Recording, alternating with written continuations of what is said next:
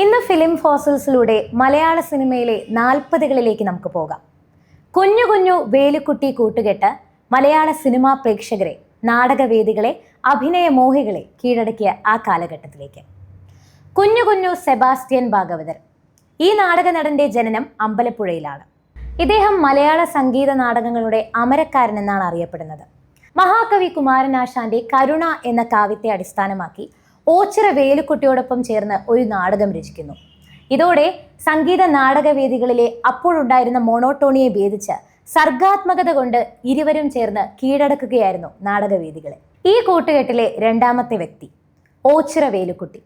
ഇദ്ദേഹത്തെക്കുറിച്ച് പറയുമ്പോൾ ഒരേ സമയം കൗതുകവും അതിശയവുമാണ്.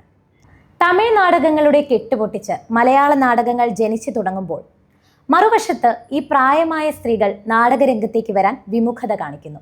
ഈ സമയത്ത് സ്ത്രീകളെക്കാൾ മനോഹരമായി ഓച്ചിറ വേലുക്കുട്ടി ആ സ്ത്രീ വേഷങ്ങൾ കൈകാര്യം ചെയ്ത് അരങ്ങുവാണു.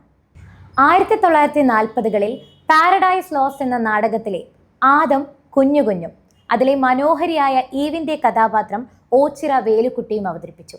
ഇതോടെ മലയാള സിനിമാ ചരിത്രത്തിലെ ഏടുകളിൽ ഏറ്റവും പ്രധാനപ്പെട്ടതും പ്രിയപ്പെട്ടതുമായി കുഞ്ഞു കുഞ്ഞു വേലുക്കുട്ടി നടന്മാരുടെ കൂട്ടുകെട്ട്.